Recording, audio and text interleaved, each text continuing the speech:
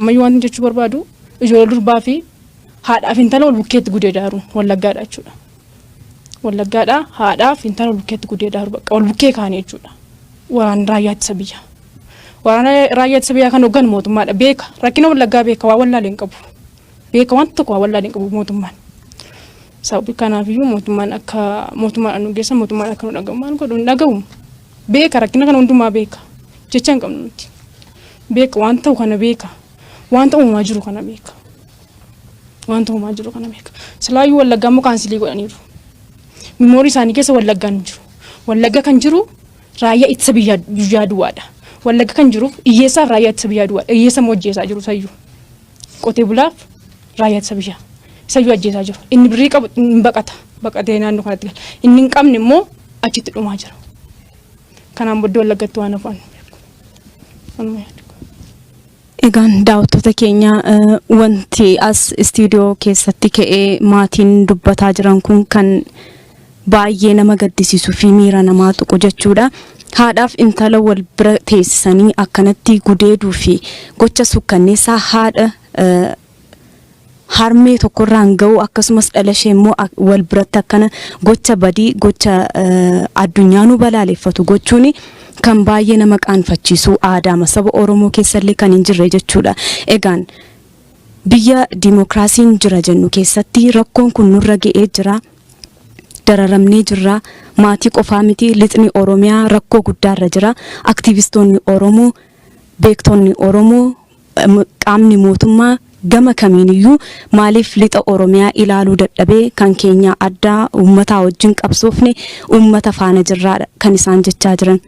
Qophiin dimokiraasii kun egaa gara fuulduraatti eenyu qaama mootummaas ni gaafannaa qaama mootummaa gaafannee qaamni mootummaa deebii maalii qaba biyyi mootummaan bulchiinsa utuu hin qabaatiin bulaa akka jirtullee namoonni kun eeranii jiru jechuudha. Gochi akkanaa kun maaliif akka ta'e nutis gama adda addaatiin deemne akkuma kanaan dura beektan iyyuu ONN gama mootummaatiin illee yeroo adda addaatti yaalii godha jechuudha deebii irraa argachuu fi ammas yaalii keenya utuu addaan hin kutiin irra deddeebinee gama mootummaatiin gama qaamni kamuu wanta kana ilaallatu ni gaafannaa. Egaan guyyaa har'aa sagantaa keenya qophii dimokiraasii jedhu keessatti keessummoota kan nuti qabannee istiidiyoo keenyatti argamni jirru duraa duubaan keessummoonni keenya eessaa dhufanii eenyu kan jedhuutiif immoo maqaa isaanii kan beeksisan ta'a jechuudha. Hanga xumura sagantaa keenyaatti turtii gaarii isiniin jennaan. Kun qophii dimokiraasiiti. Hayee egaa keessummoonni ana biratti kan argamanii eessarraa kan dhuftee fi maqaa kee? Asuma magaalaa Finfinneerraa dhufe iddoon dhaloota koo godina Qellem Wallaggaa aanaa Yamaa Dhagee Walal gandaa Usaasaasiiti. Maqaan koo Madaqsaa Fiixeen jedhama. Egaa guyyaa har'aa rakkoon nurra ga'ee jira jettaniitu kan bakka kanatti argamtanii jirtanii. Rakkoon mudate sun maali? Siif immoo maal keeti? Akkuma beekamu godina Qellem Wallaggaa keessatti aanaa Yamaa Dhagee Walal gandaa Usaasaasii keessatti obboleessa koo Yohaannis Fiixeeratti gochaa suukanneessaa ajjeechaadhaan raayyaan ittisa biyyaa irratti raawwatan isaaf jedhee dhufe. Bakka kamitti bakkee utuu isaan jiran immoo mana isaanii keessatti bakka kamitti gochi kun kan raawwate? Gochaan kun kan raawwate obboleessi koo qotee bulaadha. Manuma isaa keessa jiraata. Aanaa Yamaa Dhagee Walal godina Qellem Wallaggaati. Ganda Usaasaasii keessatti waggaa utuu manni mana jiru mana dhufanii ati akkamitti mana teessaa namoonni asii buqqa'aniiru asii deemaniiru ati maaf teessanii gadi waamanii gaafa inni gadi ba'u didu harka keessa ol kaasanii innaa wangeela dubbisaa jira harka gaafa inni kaasu achumatti rasaasa jaati roobsanii ajjeesanii ergasii booddee immoo mana keessaa godhatanii gadi baasanii saanjaadhaan marrumaansaa keessaa gajjisanii harka isaatti wantanii godhanii murmuranii harka isaatti muranii xiixiyaan deebisanii miila isaa harka isaa rukutanii achitti ajjeesanii sitti gatee dhokanii akka uummanni illee itti yaa'ee hin awwaallan akka obbolaan isaanii illee hin boonye godhanii achitti boosanii reeffa isaanii fuutanii isinis irratti dabaladhanii gocha suukanneessaa obboleessa koo irratti raawwatanii achi deeman. Egaa rasaasaan rukutamee booda jechuudha kan meeshaa qara qabuun kan isaan waraanan. Erga ajjeesanii booda mana keessatti ajjeesanii mana keessa ajjeesanii gadi baasanii gotatanii barii irratti gadi baasan balbala irratti gadi baasanii balbala irratti gadi baasanii booddee isaan jedhan waraanan. Bakka sanatti argamtanii jirtu isinni gadda kana ibsachuudhaa fi namni gara sanatti imalee jira. Achi bilbilee fi gaa bilbiluun namoo karaan dhufan hin jiru bilbilee gaafanne maatii akkam goonan namoo hin deemnan karaa dhuftan hin qabdanii warra siyyuu akka ta'u awwaalu dhabne. Maaliif uummata dhowwaaru waan ta'eef obboloota isaa immoo maatii isaan barbaadu rukutuudhaaf haati manaan isaallee akka seerra geessee hin boonye godhaa jiranii mucaa xiqqaa biratti ajjeesan mucaa waggaa 6 bireera fi mucaa durbaa kan hangafa mucaa kanaaf bireera isaaniin akka isaan bira ga'anii hin boonye godhan kanaaf karaa dhabnee nuyi asumatti wanti ni teenye. Amma qe'ee sana keessatti mana sana keessa maaliif jiraata namni bakka kanan jiru qe'ee isaa gadhiisee deemeera kan jedhu sababni isaanii kana qofamoo miseensa dhaabaati moo maal kan isaan jedhanii rakkoo kana irraan ga'uu danda'an? Durii kaasee erguma mootummaa yaade taayitaa qabatee kaasee maatiin keenya hacuuccaa guddaa irra gahaa ture. Hacuuccaa guddaa irra gahaa ture abbee koos bofiitee yaadata qe'ee irraa ari'anii waggaa 16 iddoo kan biraa turan. Biyya kan biraa turanii kacarraa ta'ee waggaa 16 booddee deebi'anii biyyatti galan. Maatii keenya erguma waggaa 28 guutuu nagaa hin qabnu turre. Isa booddee maatii abbeen koos dhiyooma boqotanii isa duwwaa qe'eetti hafee jira. Qe'eetti hafee jira. Kanaaf ijoolleen hundumtuu immoo sababuma kanaatiin baqatanii qe'eedhaa ba'aniiru. Inni nu guddisuu yaadee barumsa kan barachaa ture inni guddisuu yaadee dubbata deebi'e. Gaafa abbeen koo deeman jechuudha. Adeematti galee hundumtuu baqateera as keessaa baheera ati maaliif as teessaa? Maaliif as teessatu uummati maaf si jallataa inni uummata biratti baay'ee wanti ni qaba dhageettii qaba jaarsolii birattis nama guddaa birattis nama kabajamaadha baay'ee dhageettii waan qabuuf kan akkamitti qeerroon si jallataa kan akkamitti jaarsoliin si jallatu akkamitti dhageettii qabda nurraa jedhanii gadi bobaasanii rakkoo tokko hin qabu miseensas mitinni nama mana ta'a qotee bulaa abbaa ijoollee afuriiti manumaa gibbaasan kanuma malee rakkoon tokko hin jiru. Kana jechuudha. Hayyee egaa isinillee gamuma sanaatii kan dhuftan jechuudha. Isinii fi namni boqotee kun maal keessan? Bilisa kooti. Gadda irratti hirmaachuudhaaf gara sana imaltanii jirtu? Hin dandeenye gadda irrattis dhaquu hin dandeenye bilbillee gaafa gaafannu dhufuu hin dandeessanii maatiin iyyuu awwaaluu hin dandeenye reeffayyuu namoota dhawwataa jiru alatti baasee rakkisaa jiru dhufuu hin dandeessan jennee asumatti obboleetti keenya bira gadda teenye nuti. Asuma magaalaa Finfinneetti jechuudha. Rakkoon gaman biraatiin yeroo isaan awwaalaman maatii irra gahaa jiru yeroo ammaa kana. Maatiin namumti gadda yaa'aa jiru yoo jiru hin sodaatan namni karaatti eeganii itti loluu danda'u raayyaan itti ittisa biyyaa jechuudha. Kanaaf namni sodaataadha iyyuu kan mana bu'aadha qofu mucaa kanaaf maaliif ajjechaa suukanneessaa waan irratti ta'eef uummanni sodaata. Ta'iin kun kan raawwate guyyaa meeqa ta'eeraam? Kamisa galgala kamisa naannoo isaatti 10tti kan mana lixanii jiran. Mootummaan bulchiinsi magaalaa sana waan jedhe qabaa waan rakkoon kun uumamuudhaaf itti gaafatama hin fudhanna kan jedhee jira qaamni akkas jedhe. Waan jedhan tokko hin qaban ammammaatti. Waan jedhan tokko hin qaban. Hayyee egaa daawwattoota keenya sagantaan keenya kan itti fufu ta'a jechuudha. Ammallee daa'imni nama wareegamee kana asitti argama jechuudha gara maqaa isaa nu ibseetu amma barumsarra sadarkaan barumsa isaa meeqa akka ta'e akkasumas immoo yeroo ammaa kana barumsa barachaa jira moo hin jiru kan jedhullee. Maqaan koo Ibsaa Yohaannis jedhama. Kan dhaladhachitti kan barataa ture achitti erga abbaan godhee immoo barumsa iddoo sana jiru kan bisaan isa biteef barachuu hin dandeenyeef asitti barachuu dhufe. Yeroo amma sochii gootu kana achi gaafa dhuftu rakkoon adda addaa karaa irratti yookiis eessa deemtaa eenyu kan si gara maatii eessuma gootan yeroo abbaan kee rukutamu dhimma sana keessa dhufte iyyuu erga nufee booda rukutame sababa naannoo sun tasgabbii hin qabne jechuudha. Eeggasuun deemne. Gara 8 darbe. Egaan daawwattoota keenya yeroo ammaa kanatti keessattuu biyyattii kana keessatti yerootti haalonni hedduun jijjiiramaniiru jedhan keessatti dhalli namaa mana isaa keessaa gad ba'ee haala suukkanneessaatiin eeggara isaa rukutameeti gocha meeshaa ittiin waraananii akkanatti mana keessaa gad baasanii ajjeesan irra ga'u jechuun akka kanaatiin maatiin jalaa kan wareegamillee asitti dhufanii miira gaddaatiin guutamanii akkuma argitan yaada isaaniitii kan isaan ibsachaa jiranii. Kun maal fakkaata isa jedhu nutis immoo gama adda addaatiin kan gaafannu ta'a. Egaa isinillee namni wareegame kun maatii keessaati isiniif maali? Eenyinniin galateeffachuun barbaada. Miidiyaa hedduutu jira. Oduu kana dhageessanii gadda obboleessa keenyaa nu keessa jirru kana nu gaafachuu keessan dursee isin galateeffadha. Namni wareegame Yohaannis fiixee anaaf quxisuu kooti anaaf isa gidduu nama lamatu jira. an jiraattu magaalaa Finfinneeti. Obboleessi koo dhageettii kan qabu naannootti jaallatamaa kan ta'e maatii hundaatiif namoota naannootiif jaarsummaa yoo ta'e jaarsa caalaa kan dhageettii qabudha. Gaafa 19/9/2019 obboleessa koo sa'aatii 11 ruubitti mana isaa keessatti tunni taa'ee matsaafa qulqulluu dubbifataa kadhachaa jiru.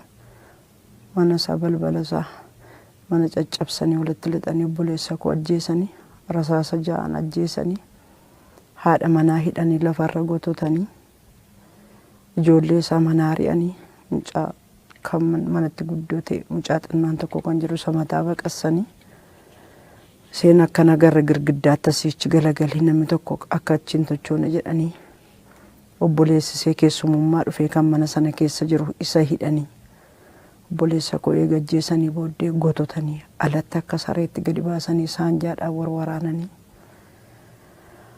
akka kana nu godhanii lafa nu kaa'anii biyya mootummaan jiru keessatti akka kana du'a sareedhaa ajjeesan obboleessa koo jechuudha. Isin carraa argattaniittu gara sana imaltanii obboleessa keessan awwaaluuf? Imaluudhaaf qophoofne gaafa jennu namoonni iddoo sana jiran akkasitti na deemne nuyyuu kunoo reeffa nu dhowwatanii jiru. Namni tokko reeffan kaastan jedhanii obboleessinni tokko xinnaan jira. Inni dhufee mana isaa keessa isa gadi baasanii jilgeenfachiisanii hin boossa taanaan hin tochoota taanaan isa duukaa si buumne jedhanii sodaachisanii iddoo sana jilgeenfatee hamma sa'aatii 2 iddoo sana ture. Osoo gochi kun hin raawwatiin doorsisni adda addaa kan irra ga'e hin jira kana dura namni tokko badii akkanaa gooteetta yookiis immoo si ajjeechaadhaa fi doorsisni irraan gahamee jira haga yoonaatti kan namni kun dubbatate? Namni kun kan inni dubbatate utuu hin taane nuti waggaa 28 guutuu ari'atamaa jirra. Guyyaa tokko hin boqonne. Amma immoo Oromoo biyya bushaa jenne mootummaa wajjin hin edaamne jiraachaa jirra. Hundumti keenya jechuudha. Madaa baay'ee qabna. Obboleessi koo kanaan dura kan biraan hangafisa balleessaa tokko malee waggaa 9 hidhame. Har'a kana dhukkubsataadha. Harka isaatii waa hojjetachuu hin danda'u. Deebi'een numti kun obboleessi koo baastanii miila isaa ilaaluu hin dandeessu qeensi 7 irra hin jiru. Badii tokko malee barataa kutaa 8-9 ta'e nuti kana hundumaatu qabnu hin dhiisne hundasaa. Maaliif amma Oromootu biyya bushaa jira jennee waan hundumaa dhiibnee jiraachaa jirra.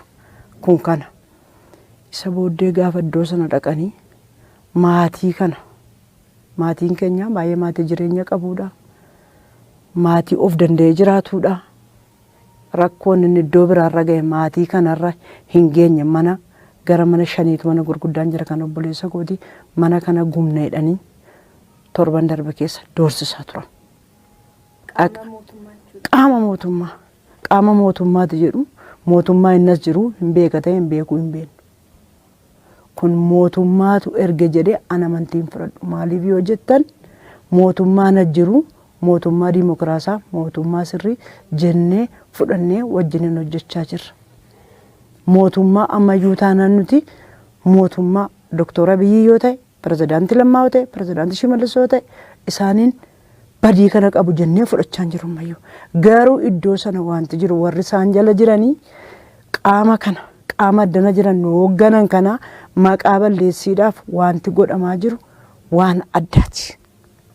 Obboleessa koo duwwaa hin taane ilmoon namaa akka hoolaatti qalamaa jira. 2-3 ta'ee wal duukaa deeme mana ilaalteedhaan ajjeefama. Waraana mootummaatiin. Abbaan koo dhiyoo du'e Gimboota 20 gaafa sanatti waa'een arge sababaan qabe ufan iddoo sanatti hin tureen. Mucaa barataa kutaa 12 baratu ajjeesanii bakkee keessatti utuunni nam uummatitti iyyuu waraabessi qaama isaa gimmaasha fixeera mucaa sana. Eegasii booddee nama guyyaa 5 booddee argame.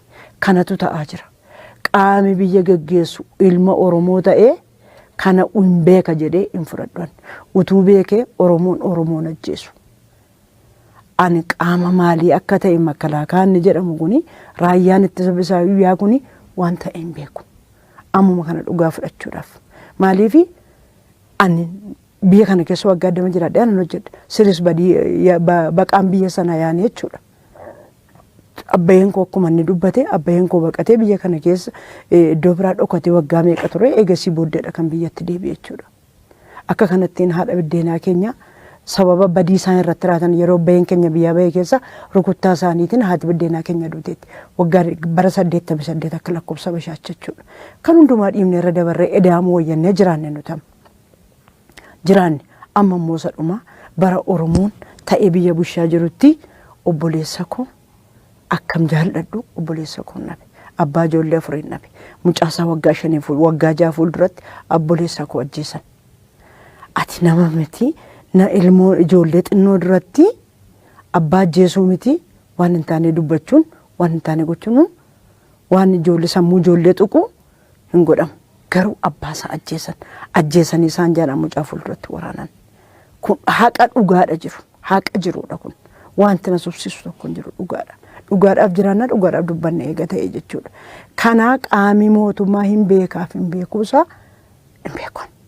Ammayyuu taanaan kan jiru obboleessa koo dhabeen already waan argadhu qabu sichinaan deebi'u. Garuu uummata sachitti hafee jiru uummati hin jiru. Jaarsaaf jaartii duwwaa yoo argate sau gadi gototanii reebu. Jaarsaaf jaartolii jiran kanaafiyyuu mootummaan akka dirmatu jedheetan dubbadha qaamii mootummaa iddoo kana jiru akka birmatuuf saba Qellem Wallaggaan keessa jiruutiin.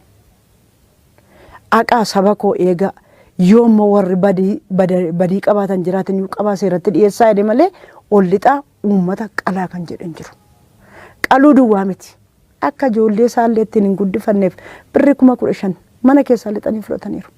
Dhugaadhaan sitti masangaa gurguree kan eenyudha kan isaan fudhatan? Kan obboleessa kooti kana. Eeggaa ajjeesaniiti booddee? Eeggaa ajjeesanii mana keessatti waan tokko namni dhugaadha kun birri 15,000 fudhataniiru. Maaliif ka?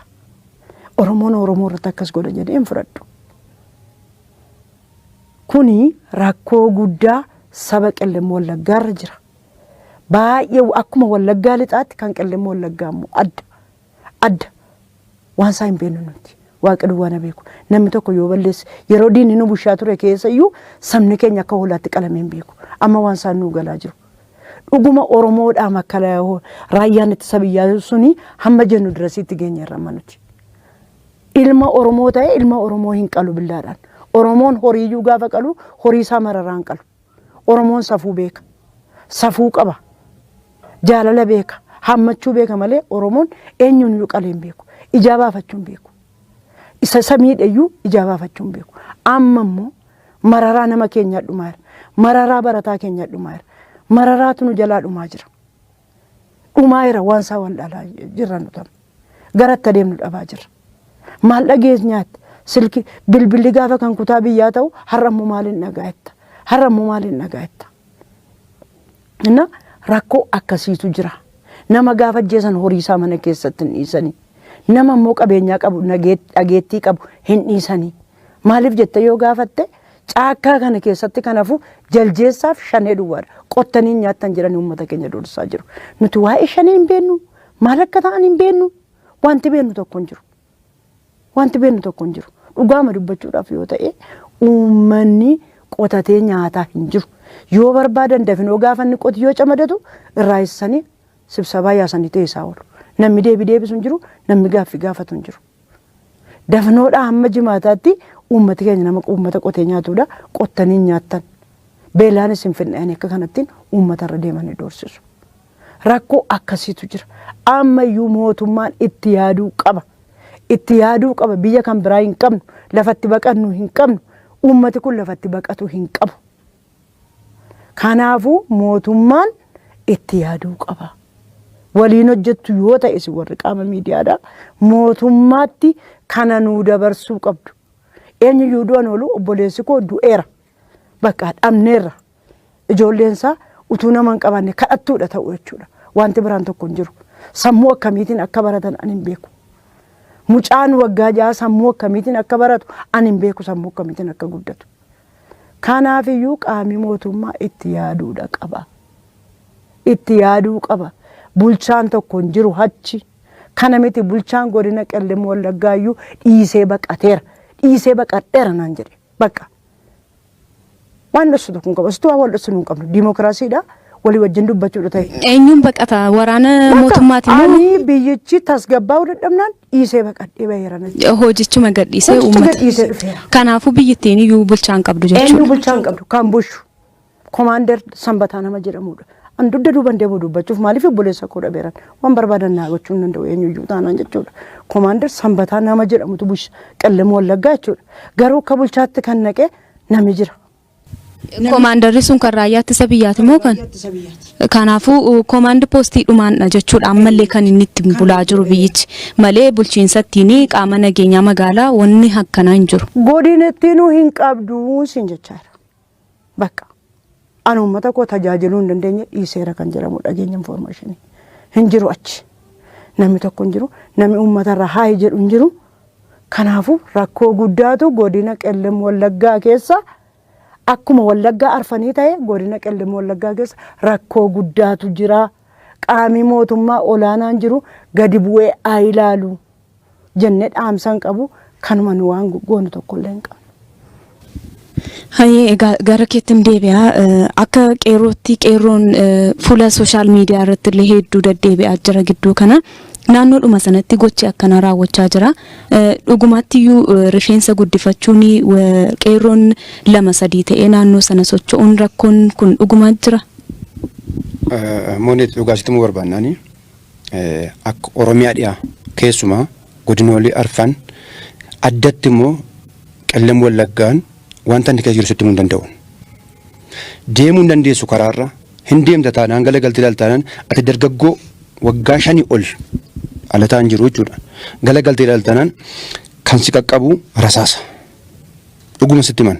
Waraanuma sana ilaaluun hin danda'amu. Isa biyyaa galagaltee ilaaltuutti. Galagaltee ilaaltaanaan rasaasa si qunnama.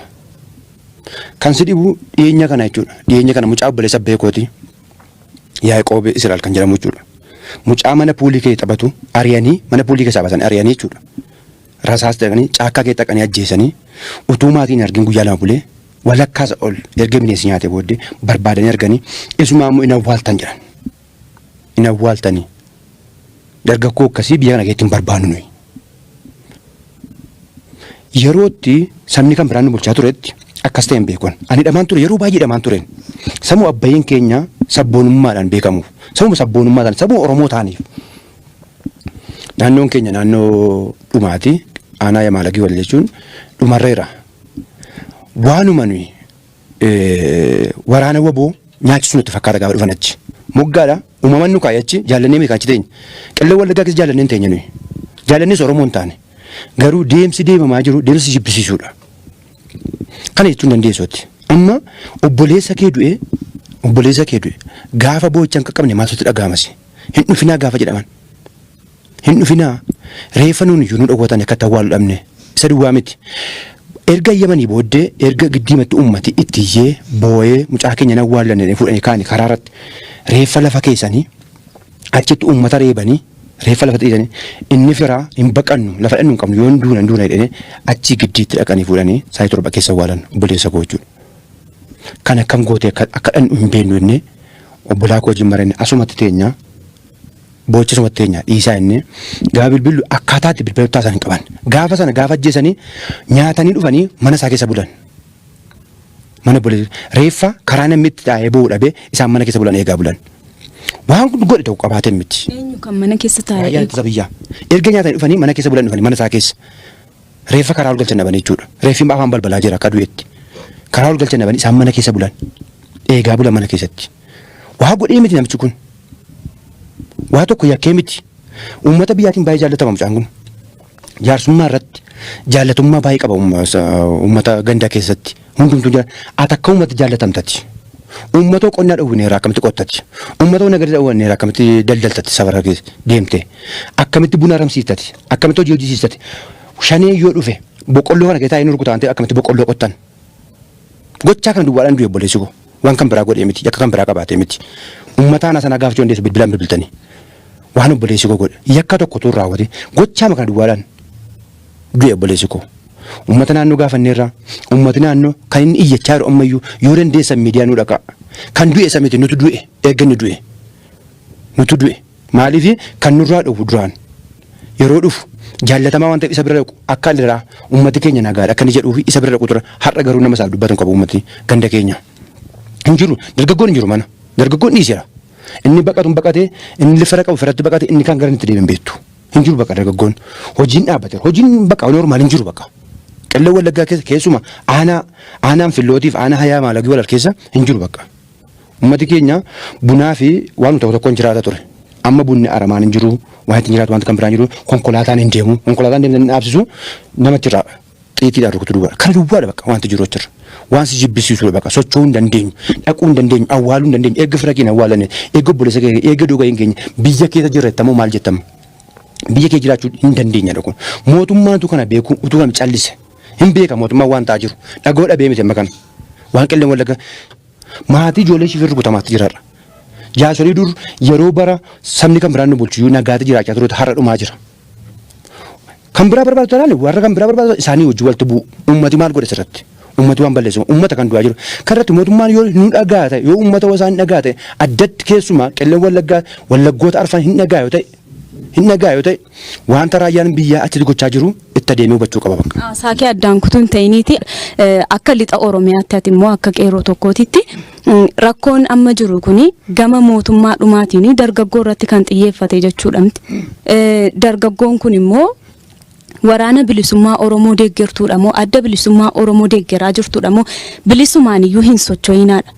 Waliigala kan isaan jedhan amma konkolaataan dhaabbatee namni haga rukutamutti mana keessaa gadi yaa'ee amma rukutamutti maali kallattiidhaan kan isaan jedhan. Amma waan isaan gochuu barbaadanii Qillee Wallaggaa keessatti moggaa waan ta'eef Qillee Wallaggaa keessatti shanee jiraadhu shanee kana hin beeknu dargaggoo as keessatti arginaan shanee deeggara waan ta'eef shanee bira dhaqa waan ta'eedhaaf jedhaniiti kan dargaggoo achi ari'an kan dargaggoo rukutanii ajjeesan. Kan uummata jiraachisu kanaadhaaf abbaa jiraachisu dargaggoo humna qabu erga achi ariite eenyu wajjin jiraata uummati kun humni kan biraan nu ajjeesaa jira yoo ta'e uummati haimatu. Mootummaan nu ajjeesaa jira jedhesi haimatu miidiyaan tokko naqu achi miidiyaan tokko dhaqee waan ibsaa jiru tokko hin jiru ummati miidiyaa barbaada miidiyaa yoo dhaqe akka inni dhowwame natti fakkaatan miidiyaan guyyaa tokko ummati shanii na ajjeesaa jira taanaan haimatu mootummaan na ajjeesaa jira taanaan haimatu dhugaan jiru haba'u gidduu sana jiru dargaggoon jechuudha dhugaan gidduu sana jiru yoo mul'ate malee waa'een dhiyoo Oromiyaa akkasitti rakkoo guddaa ta'aa deema deemsi kun sirrii miti dhumiisa dhufa kana booddee dhumiisa anammanni wanti tumu barbaade kanaan dura bara sabni kan biraan na bulchaa ture bara sabni kan biraan biyyattii kana bulchaa ture jiraachuu hin dandeenye ture achitti na reebanii qeessa torban irraa buqqisan yeroo sanan bahe dhiise amma qaamni koo narviin qabame socho'uu hin danda'u baay'ee na reebame miilli kootiif harki koo yeroo sana hin jiru bakka socho'uu hin danda'u narviin natti kaa yeroo deemu yeroo wanta quuqaafarra ijjedhu yeroo waan quuqaarra taa'u natti kaa sababa isaanii yeroo sanatti iyyuu lubbuun keenya hin dabarre. Yeroo bara hamaadhaan inni amanaa turretti bara hamaa sana keessatti lubbuun keenya eegamee ture hidhaadha dararaan nurra gaheera garuu inni amma isa lubbuu galaafatudha isa ajjeesanidha waa tokko gootee miti anammatu isaatii kan jiraate akka isaan naqalan hin beekan naqalu malee nan ajjeesan naqalanii akka isaan nafan isaan hin beekan gochaa akka sodaadhaan kan as jiraadhuun jaalladheemte kan as jiraadhu godhatto jecha jiraachuu hin danda'an daldalee jiraachuu hin danda'an garuu asitti sodaa isaa irraa kan hafe waan kan bira har'as ikkoo du'atti wanti fedhee dhufu. Hinsiman hidhaas ta'e reebichas ta'e ajjisaas ta'e hinsiman namni miidiyaa dhufne malee akka isaan nu qaban beekamaadha. Anaan akka isaan jedhan beekamaadha. Waa godhee miti. Ji'a sadii waan balleessin eegale xolleetti hidhamee bahin. Waa tokko hin balleessin gaafa nuyi baanu dogoggoraan hidhamtanii dhiifaman hin jedhan. Sakkasiiti mootummaa akkasii jira jechuudha. Utuu waan tokko hin balleessin. Sababa piroofaayilii duriitiin si dubbisanii. Piroofaayilii durii ati akkas gochaa turte jaalaggasee bira gargaaraa turte dhiya sana argee turte Qillee Wallaggaa kee turte aanaan filloo kee turte kanumaa hin hidhameen waan kan biraa ta'uu hin qabu. An maatii qabaa asan jiraaddaa. Erga ni achi bahee naannoo waggaa 10 wayitii dhiiseera naannoo Qillee Wallaggaa maatii keenya argaa hin jiru bakka sodaa mootummaa inni ammaa isa baatu isa nama nyaatu ta'e bakka isa nama nyaatu bulguu ta'e bakka bulguu isa nama nyaatu ta'e bakka erga si ajjeesanii si ciranii isaan si ciranii maan jireenya kanarra maaltu dhufe itti yaadda mootummaa isa kana hin abdannashi mootummaan akkasii erga dhufe mootummaa isa kana abdan eenyuun eenna kana booddee maaliin booddee keenya maaltu dhufa dargaggoonni isa kana caalaa maal taanash eessatti baqanna biyya inni ta'aa jirra Oromiyaa irraa baanee sadhan eessatti baqan dhiyaan kan biraan lola ba'aan kan biraan lola waan goonu hin qabnu inni asirratti dubbachuu barbaade ummati bahee shanee tajjeesaara taanaan shanee himatu mootummaa tajjeesaara moo raayyaa ittisa biyyaa tajjeesaara taanaan raayyaa ittisa biyyaa himatu addatti waan dhugaan jiru haa mul'atudha wanti nu dhumneessas sagalee uummata naannoo sanaa ta'uu barbaannu hin jiru bakka uummati dhumeera uummati hin jiru dargaggoo dhumeera bakka yoo xinnaate maqaa isaanii sii kennuu danda'a yoo xinnaate dhiyeenyumatti nama 10 ol du'eera aanaa keenya keessatti kan inni ajjeefame waraana mootummaa biyyaati raayyaa ittisa biyyaa himata hundumtu namni akka biraa ajjisaan jiru isa kana inni jechuu barbaaden mootummaan maaliif dhossa uummati dhugaa jiru bayyaa haa dubbisuu haa dubbatu hin jedhin raayyaa ittisa biyyaa ajjisaa ta'es dhugaa jirtu gidduu sana haa baasu uummati maaliif miidiyaan naqeechitti naasa'u miidiyaan mootummaas miidiyaan dhuunfaas maaliif hin naqachu rakkoon jibbiinsi oromiyaa dhiyaarra kaa'ame kun maan oromiyaan addaa oromoo kan biraarra wallaggaan addaa hin qabsoomne jijjiirama keessatti jijjiirama finnee qeerroo wallaggaa hin duune qeerroo wallaggaa qeerroo yeroo jijjiiramaa du'e caalaa qeerroo amma du'e caala qeerroon amma dhume isa yeroo jijjiirama fide caalaa isa amma dhume caala dhugaan sitti barbaade yeroo Dr. Abiyyiin filame yeroo Dr. Abiyyi deeggarsa kennuuf ka'e kan du'e uummata wallaggaati boombii kan harkatti qabe uummata wallaggaati asitti masqal dabaabaatti kan hundumaa baanne taane hin qabsoomne nuyi Abiyyiidhaaf hin qabsoomne nuyi obbo Lammaadhaaf nuyi achi hin geenye nuyi uummati wallaggaa maaliif jibbame maaliif ajjeeffame maal godhe waan kan biraa barbaadu raayyaan ittisa biyyaa waan kan biraa barbaadu taane isaanii hojii wal ta'u uummati maal godhe uummati maaliif hin agaratu maaliif hin daldalatu maaliif hin qotatu beela akka beela uummati beelaanii godhanii harka kanatti kennataniidhaaf jaljaayessaaf shanee duwwaata sittafa malee sabni tokko akka itti nafu dargaggoon mucaa dhalattuun akka itti naftu jechuun gaafa ittiin aadachaa deemanii maal sitti fakkaata amma wanta sitti barbaadu ganda keenya keessa manni barumsaa hin jiru bara darbee maatirikiin fudhanne uummati ganda keenya mana barumsaatti kaambii waraanaa godhanii asitti fatamnaan ijoolleen baqatte amma immoo lafatti galmaan lafa barbaadu dhaqee baradhu asitti barattu kun kaambii mana barumsaa gomoor sadarkaa tokkoffaa cufamee jirama sadarkaa lammaffaanis buufata waraanaa ta'e sadarkaa lammaffaanis buufata waraanaa ta'e mana barumsaa sadarkaa tokkoffaa gomoor buufata waraanaati ijoolleen galmoofne amma yoona jeequn ji'a fulbaanaati ijoolleen galmaa hin jiru seemtu jirtu jechuudha seemtu jirtu doorsifama asitti barattaa hin barattu asitti jedhuun asitti barattaan xiitiidha hankee gocha akkasii jira waan goondamne lafatti iyyannu hin qabnu kan obboleessa kootii miti kan na gubaa jiruun kan uummata jitti hafe kan uummata jitti ganaa dhumaa jiru erga obboleessa koo ajjeesanii booddee warra fees mucaan gafa obboleettis jira hangafasa kan isa du'ee jechuudha asitti hin teessu ijaan si arguun barbaannu nuyi asitti jedhani deemi si ajjeesanii isinis doogay abbee isin nanne isin baqatte jechuudha achitu jeertu doogay abbee isin nanne kana dubbachuu hin dandeessu mooneetu waan sitti mun qabu uummati keenya rakkoo hamaa keessa jira rakkoo hamaa bakka hamma lafarra gootutamte harkifamte yoo duutesti harkisanii dhaqanii cisaan jedhan si warwaraan gochaasuu kanneessaa hin argine uummanni keenya takka bara mootummoota darban keessa hin argine bara miilli keessa akkasitti uummati keenya gochaasuu kanneessaa akkasitiin qalameen beeku uummati keenya gochaama addaati bakka wanti sitti mun danda'u kana miidiyaan yoo hin danda'a ta'e miidiyaan dhuunfaas ta'e miidiyaan mootummaas dhaqee rakkoo jiru adda baasu bakka uummati dhugaa barbaada bakka dhugaa barbaada miidiyaan tokko maal wallaggaan maal jibbame wallaggaan oromoo irraa adda maaliif jibbame wallaggaan qobaatti maaliif adda ta'e qabsaa ture akka saba tokkootti uummati wallaggaa jijjiiramaaf qabsaa jijjiirama kee jiraarras bulchiinsan qabdu qelleen wallaggaan bulchiinsan qabdu hin jiru kumaandi boosii bulchaa akka barbaadan si godhu nama xinnoo see wayyaa uffatee deemu nama xiqqoo see maallaqa qabanii abdatan ilaalanii aqanii tokkotti shanii dhaadhuun hin waamu gaafa dhufu maallaqa mana kennin baataadhu 10,000 20,000 50,000 akkaataa wanti ni isaati sangaa gurguree birrii kaffalee baa maayidhaati hoolaasaa buna isaa gurguree maayidhaati kaffalee baa utuu waan tokko hin balleessin ati waraana wabooti jedhuun deggeraa wabooti nyaata nyaachiste jechuudhaan hin waamu hin hidhuu guyyaa 2-3 tokko hidhuu maallaqa harkaa fudhatu maallaqa hin qabu taanaan immoo sanqallee dhaxxaa xoollee hin naxxa hin qabdu taanaan eeggarii bamtee booddee eeggisarra ga'ee booddee akkasii gochaa jiruun bulchiinsi nageenyaan jiru achi raayyaa ittisa biyyaati kan bulchu gandii hin jiru aanaan hin jiru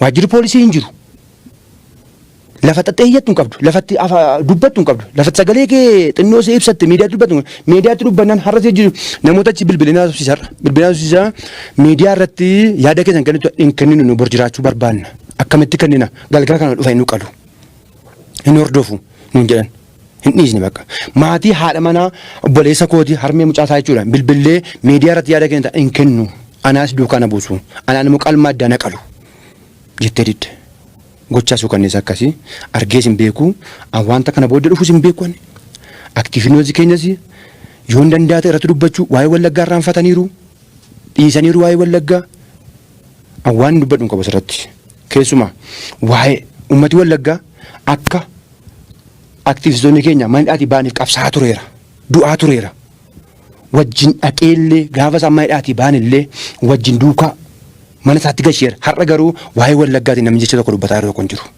waa'ee Wallaggaa dhiisaniiru beektonni keenyallee hayyoonni keenyallee keessumaa warri mana hidhaa turan waa'ee wayyaanee beeku tu waa'ee wayyaanee beekanii uummata Wallaggaa sagalee ta'uu dhiisanii akka isaan na dhiban isaan mataan isaanii maaliif hin dubbatan waa'ee Wallaggaati maal godhe Wallaggaa keessa dhalatanii Oromoo ta'uu isaatiin dubbatu ture dhumaatii akka jiru hasarraa dhosanii isa boree kam ta'uudhaaf isaan har'a kun dhokatee borummoo kam ta'u hamma isaan foon keenya jejjanii nyaatan itti inna kun mootummaa miti ka maaliif mootummaan kana godhadhee yaaduun mootummaa miti kun addatti saba Oromoo ta'ee saba kan biraa ta'ee kan akkas nu gochaa jiru beekaa saba kan biraa kennutu dhiisanii uummata Wallaggaa qalchisaa jiru ta'e hin beeknu mootummaatu jiraate kana godhe ija tokkoon nu ilaala ture saba Oromoo saba Itoophiyaa hundumaa ija tokkoon ilaalaa ture kana addatti saba Wallaggaa qalchisanii ficciisaa jiru kana mootummaanis ta'ee miidiyaan garaa garaa akka tuuratetti nu godhan yaadan.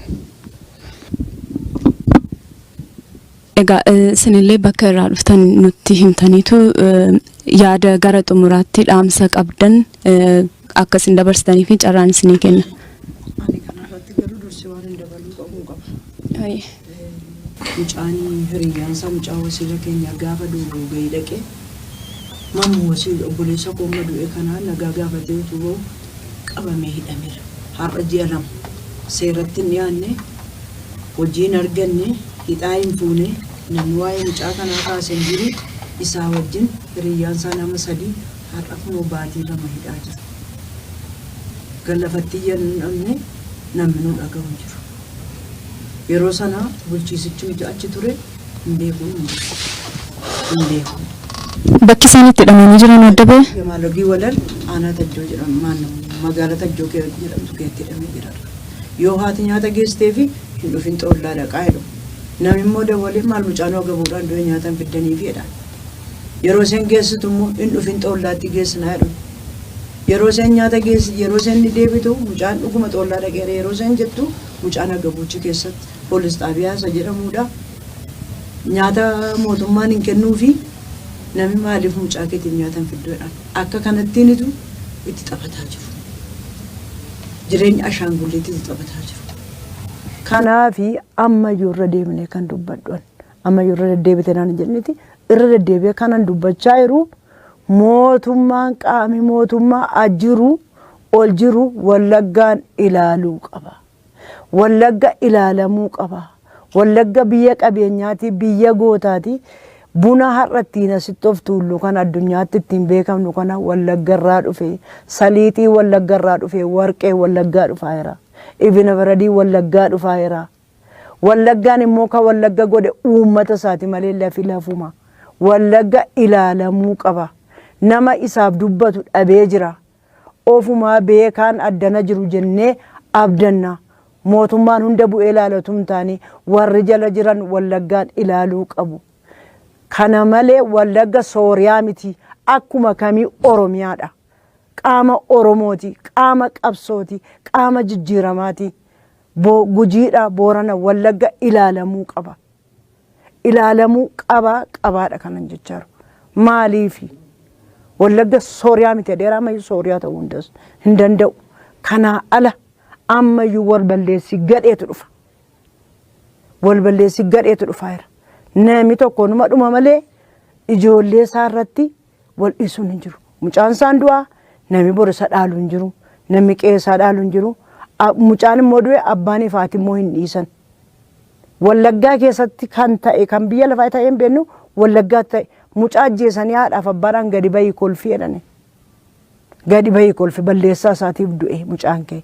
Reeffarra teessanii kun maaliif ta'a biyya keenya keessatti biyya doktora biyya bushaa jiru keessatti biyya Edaama jedhame keessatti maaliif ta'a biyya irra pirezidaantii lammaan duraan pirezidaantii kee duraan turani Lammaa Magarsaa jiru keessatti waraana inni hoogganuun maaliif ta'a maaliif sabni keenya dhuma ilaalamuu qabu sakattaamuu qabu raayyaan ittisa biyya. Gabaasa isaanii dhufuu fi wanta achitti ta'aa jiru waan addaa sababa ta'eefu ilaalamuu qabaan jedhaan ammayyuu taanaan sakatta'uu qabu keessoo isaanii sakatta'amuu qaba. Oromoon Oromoo akkasittiin hin qalu sakatta'amuu qaba. Kanarratti kanan jedhu ani ammayyuu taanaan kanan jedhu mootummaa cina dhaabbanne akka Wallaggaan jijjiiramtu akka Wallaggaan nagaa argattu bira dhaabachuudhaaf nu qophiidha. Humna qabnuun hamma dandeenyuun dandeettii keenyaan eenyu waliin qabnu nuti eenyu olis miti eenyu gadis miti hundumaa wajji wal qixxeedha uummata biyya kanaa wajji wal qixxeedha kan iddoo biraan tasgabbeessina keenya garuu tasgabbeessuu dhabne kanaafiyyuu mootummaan ilaaluu qaba of ilaaluu qaba dugda duubatti deebi'ee of ilaaluu qaba Finfinnee keessa duwwaadha irra nagaadhaan kan jirru Amboo ol duwwaadha diimokiraasiin kan jiru maaliif seerri kan jiru jechuudha Wallaggaan Amboo ol duwwaadha rakkoo guddaatu jira kana qaami mootummaas qaami baratee jirus inni beekaa ta'ee jirus warri aktiivistootaas ilaaluu qabu keessattuu warri dhaadhaabee dararamarra ture Wallaggaan ilaaluu qabu gaazexaanyaa miidiyaan kan dhuunfaas yoo ta'e kan mootummaas yoo ta'e Wallaggaan ilaaluu qaba Wallaggaa haa ilaalamtuun jedhan galatoomaa.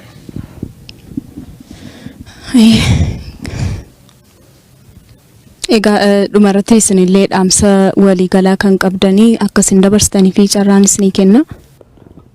Akkuma isaan jedhan akkuma ijoollee obbolaan koo jedhanii madaa baay'ee qabnaan. Ani bara 88 kaasee wanta hundumtisaa keessa kootti madaa baay'ee jira. Bara 88 abbaan keenya biyyaa badee nu gatee. Abbaan keenya gaafa duutti murtaa'u bade. Isaan badirraan kan ka'ee haadha keenya ajjeesan. Haadha kootti duute. Haati koos isheen duute daa'ima waggaa tokko qabdi. Isheen duute daa'ima hin dhabne. Kan hundumaa erga dhabnee booda hundumti keenya biyyaa facaaneen. Mayinuu irratti cufamee waan hundumaa dhabnee. Madaa sanatu baannee jirru arras madaan irratti dabalameen. Du'asee amma kana dagannee jenneetu har'ammoo madaa kan biraan nu dabalame mootummaa kana keessattuu jirru jechuudha. Mana tokko keessatti wanti kun hundumtisaa ta'uunsaa anaan baay'ee na gaddisiisan. Haadha koo dhabee obboleessa daa'ima reef dhalatu dhabee har'a immoo obboleessa koo quxisuu koo dhabee anaan baay'ee natti dhaga'ama. Namni mana isaa keessatti rasaasaan rukutamee du'ee rakkoo hin qabu. Akka sareetti gadi gototamee gadi gatamuun jiru garuu otoo mootummaan jiru ani kan mootummaa jira jedhee yaadu'an. Tasuma an waanuma an 88 jalqabe mootummaa mun argineen an kana jiru.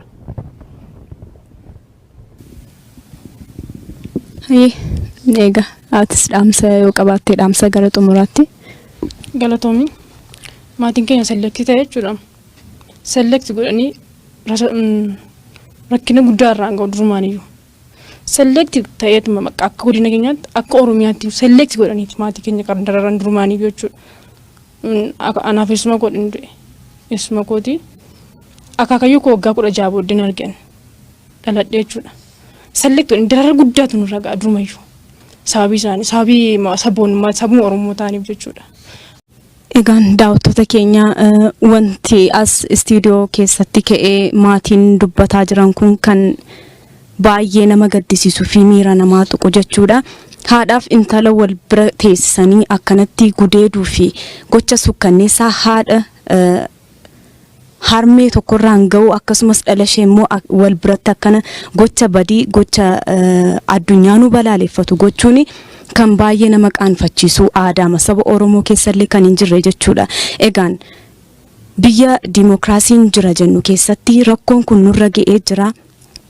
Dararamnee jirra maatii qofaa miti lixni Oromiyaa rakkoo guddaarra jira aktiivistoonni Oromoo beektonni Oromoo qaamni mootummaa gama kamiiniyyuu maaliif lixa Oromiyaa ilaaluu dadhabee kan keenya addaa uummataa wajjin qabsoofne uummata faana jirraadha kan isaan jechaa jiran. Qophiin diimokiraasii kun egaa gara fuulduraatti eenyu qaama mootummaas ni gaafannaa qaama mootummaa gaafannee qaamni mootummaa deebii maalii qaba. Biyyi mootummaan bulchiinsa utuu hin qabaatiin bulaa akka jirtullee namoonni kun eeranii jiru jechuudha. Gochi akkanaa kun maaliif akka ta'e nutis gama adda addaatiin deemne akkuma kanaan dura beektan iyyuu ONN gama mootummaatiin illee yeroo adda addaatti yaalii godha jechuudha deebii irraa argachuu fi ammas yaalii keenya utuu addaan hin kutiin irra deddeebinee gama mootummaatiin gama qaamni kamuu wanta kana ilaallatu ni gaafannaa nutis deebinee sagantaa wal fakkaatuun haga walitti deebinutti turtii gaarii isiniin jenna sagantaa kana waliin kan ture an mooneet badhaasaati torban nagaaf torban jaalalaa isiniif haa ta'u.